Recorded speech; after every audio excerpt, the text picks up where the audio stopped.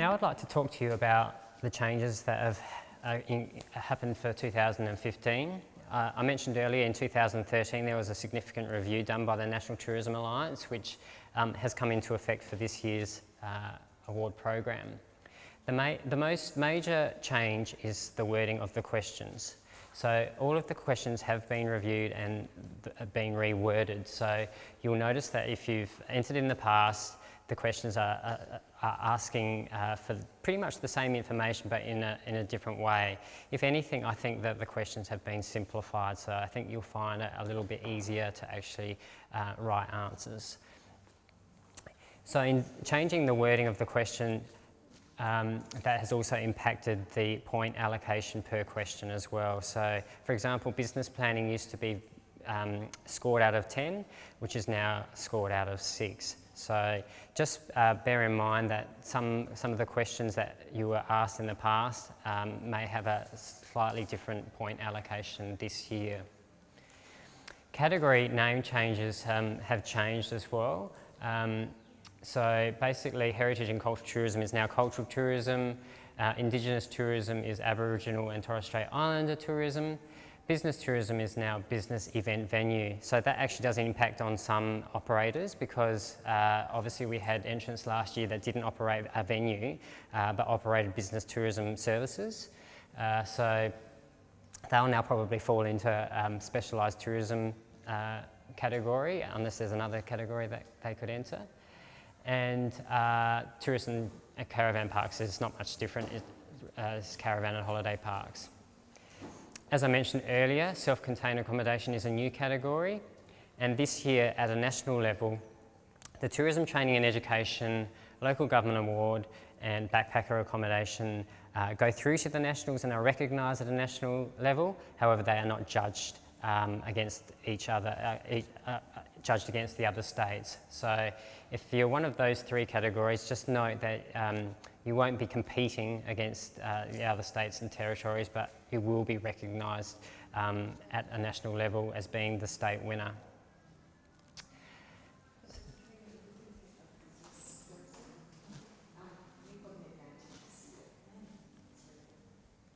Was there anyone going into the Tourism Training and Education or Local Government Award here, or Backpacker? No, okay, that's fine.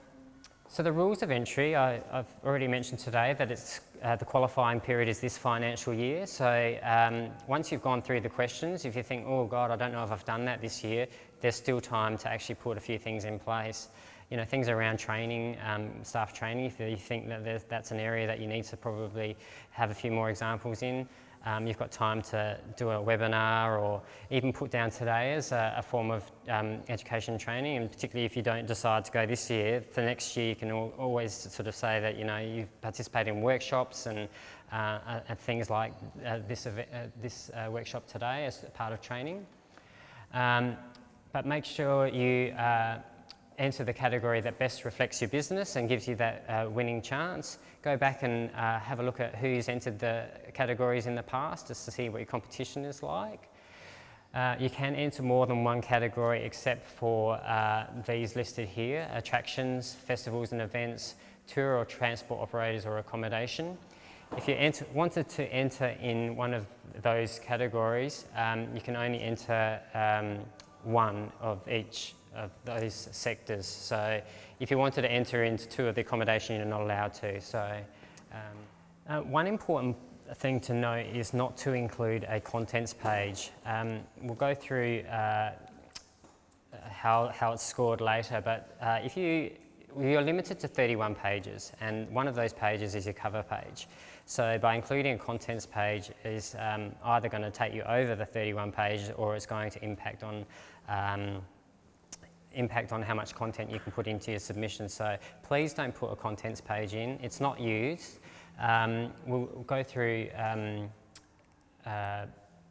some of the things that you need to include, but we do ask for page numbers. Page numbers is crucial because the judges use those when they get together to quickly, I guess, reference information and talk about it collectively. We say don't put hyperlinks in there, but mainly because judges won't actually click on those hyperlinks for additional information. If you do put them in there, that's fine, but just note that you won't be giving any extra information to the judges. Mike, sorry, can I just ask why that is? Because I did find when I was writing it last year, there would have been so many occasions where that would have been so helpful. And obviously in this day and age, everything we do when we're writing, we're linking to things. So I just wondered what... Well, the judges generally read about 15 submissions, so they've got a certain amount of time. I've got a 4-week period to read those submissions. You can imagine by having lots of hyperlinks, they wouldn't have the time to actually go off and read more information. So, I mean, you can put it in there to sort of say that that information exists somewhere as a way of sort of, I guess, supporting your answer, but they certainly just don't have the time. They generally read after hours. They're judging on a volunteer basis, so they're working generally, reading them late at night. Yeah, they're just... Yeah. Can I just say, I don't think you should ever expect that they will look at it, but it doesn't matter if you put it in. As it turned out, I would occasionally go and Google search the entrant myself just to see what the website looked like, but not every judge is going to do that. So it's and they're not judging the content on the website. Yeah, what you've written. It's just a sticky bit, you know. Yeah, and look, before it was online, we used to have content pages, and we used to have appendices, and all this stuff would be... So it's confusing. But no judge would go, you would look to see in the appendix, yes, it's there, but you wouldn't have time to read through it. So the same idea with the hyperlinks. So I guess it makes it fair that you're being judged on your submission, not on those other elements. So, minimum, and they're PDFs anyway, you're sending in a PDF. Yep.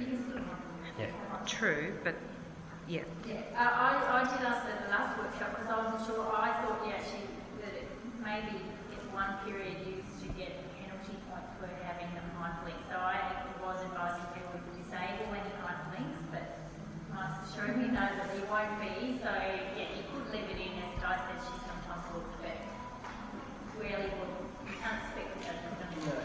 that's right. But I would say judging, you look and go, oh yeah, they've got this.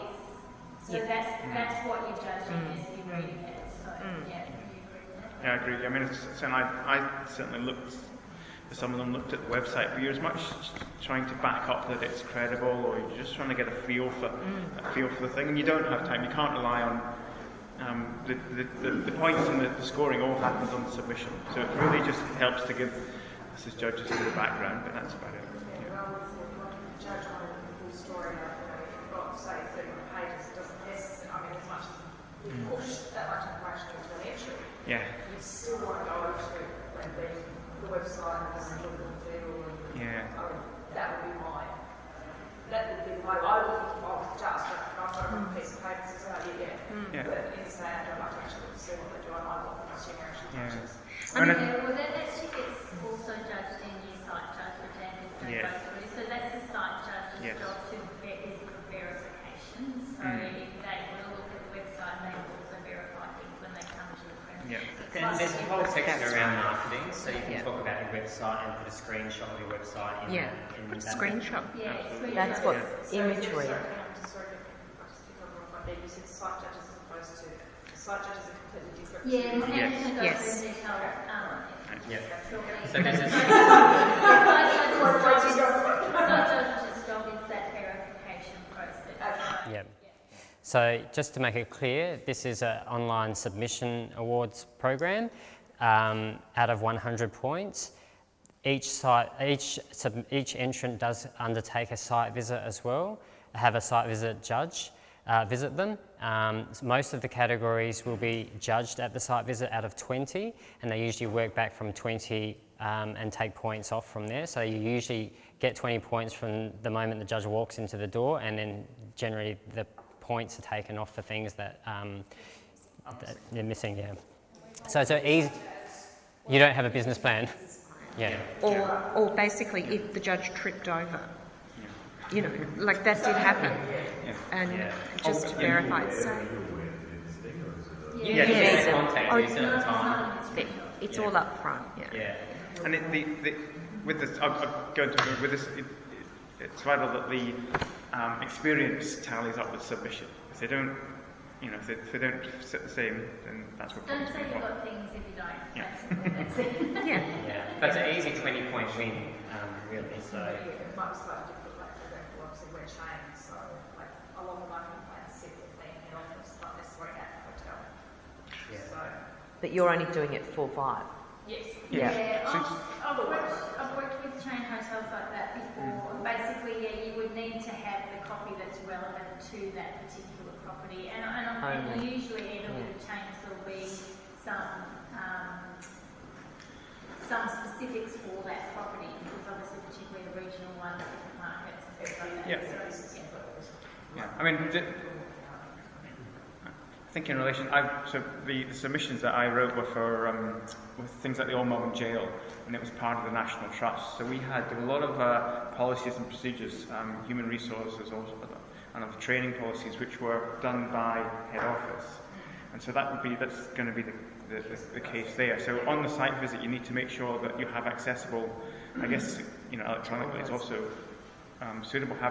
If the human resources training policy, for example, is relevant, make sure that's accessible. Because you're not going to write a human resource policy for each, clearly. So yes, that's right. Yeah. You So, just have the copies of it, yeah. if it's done at the national. yeah, but a lot of the time, I mean, in some ways that's easier because the individual property doesn't have to develop all these policies if it's done from. finally, I'm about to go through the formatting rules with you one by one. There's 5 formatting rules. But understanding those is crucial because that could be the difference between you winning or becoming a finalist.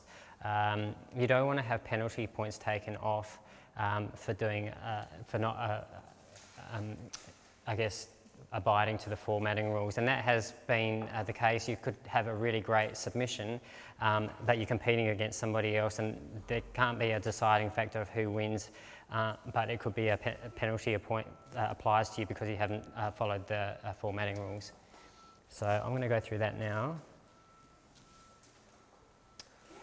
When you're allocating points to different categories, what's the minimum you have to get to become a finalist? 75%. Yeah, so if you get over 75%, you're classified as a winner.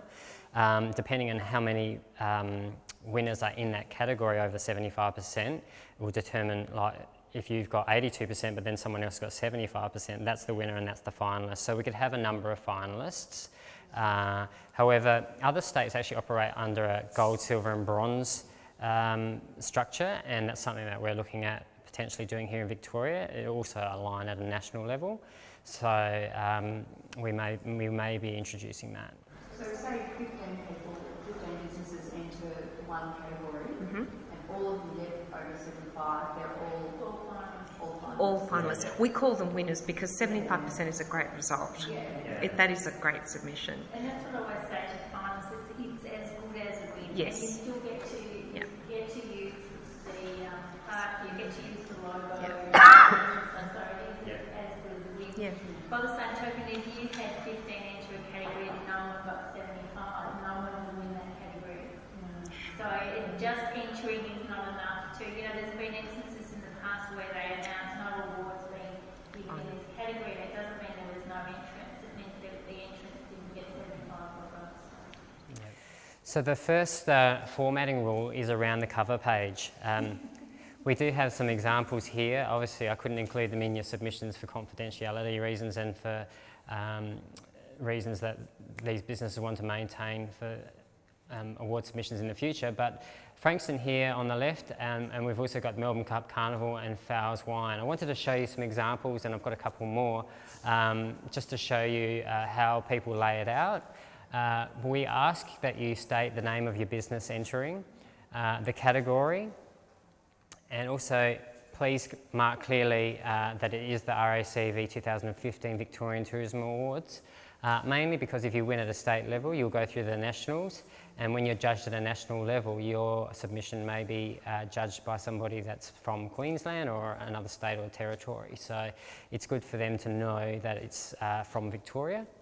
And you're welcome to place an image or a selection of images to support your submission. And, just remember that these images are going to obviously set the scene for what the judge is about to read. So choose images that are relevant to what your submission will tell them. Mike? Sorry, on those images, should they be different to the 10 that you... Yes, those, well no, they can be the same, it's up to you. Those images will really be used for support materials at the gala ceremony or... So the judges won't see those 10 images yet, the judges will just see the submission. Just this, yeah. So they can be the same or they could be different, yeah. I mean, and you can see that Frankston here have actually gone through and have won several awards already, and they've used their accreditation tick and their accredited eye logo. So it already sort of paints a picture that they're a business of excellence. So it sort of sets the scene for a judge up front that, you know, they're about to actually read a submission from an award-winning business or organisation. So if you've got things like that, it might be different wins, certainly you know, include those to give a good vision of what your business is like. Telstra Business Awards, anything that sets you apart, put them in, it doesn't matter. Here's a couple more examples. I like to include these because these are winners as well, and obviously, you know, they don't have to be really flash or beautifully designed. So all of these submissions have been done in-house. You're just using words, so don't feel daunted that it needs to be something done through a graphic designer. It can be done simply in-house and still take home a win.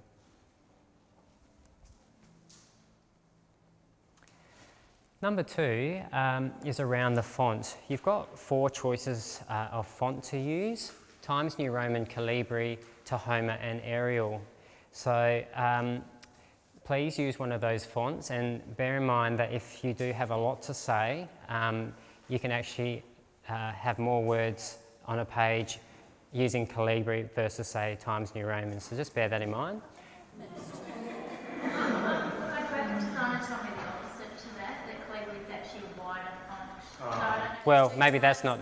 Times is actually one of the smaller fonts, but I can tell you as a judge, most judges agree we hate reading it. I've fought with graphic designers over this because they try and insist you on times, and I'm like, no. So Calibri probably is friendly. It's friendly. It's a friendly one, but just remember it must be 12 point in the box. Have a play around. You'll soon see how, you know, how much content you can fit on a page by just sort of changing the font. And also, there is an exception that if you place images or you want to have a testimonial embedded into your submission, you can actually reduce that supporting text down to 8 points. So you can see here, Fowles Wine have placed a map and there's text to support the map. Obviously that's been reduced down to that 8 points for this example.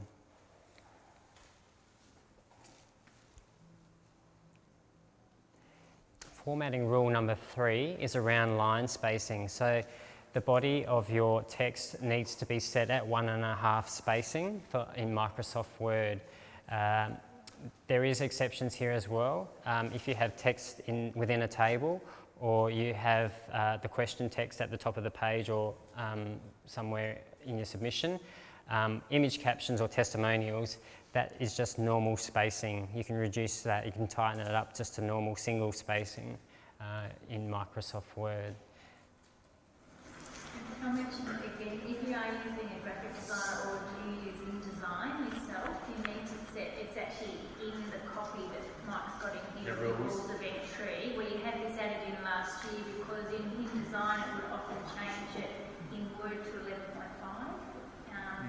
So you need to do, I think it's 12/18, but it's in there. So if you're using InDesign, make sure your designer has these rules of entry and double check that that's correct. So. Yep, thanks for that, Natalie. Number 4 is around the layout, and I think I mentioned earlier that the judges actually read your submissions online. So if you can imagine reading a submission that's all set in landscape, it would be hard for the judge to scroll left to right to read everything on the page when there's 31 pages.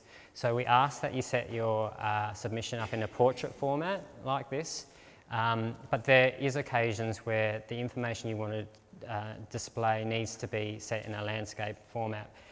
As you can see on the left, they have put their financial information here on in a table which is best displayed in a landscape format. So when it's in a table, you can, or a graph, you can actually position your, craft your submission in that landscape format. So we also ask that not to put your text in that newspaper column format.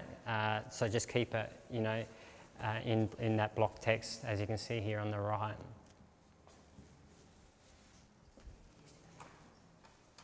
And the final formatting rule is around the page numbers. I mentioned earlier not to put a contents page in, but please do put the page numbers in. And that's really for judging when they get together to be able to compare, I guess, their results and jump to sections of your submission and you know, nut out the right score for you. So no contents page, but yes, please include page numbers. And remember that 31 page limit. 1 page is your cover page and 30 pages is the submission content.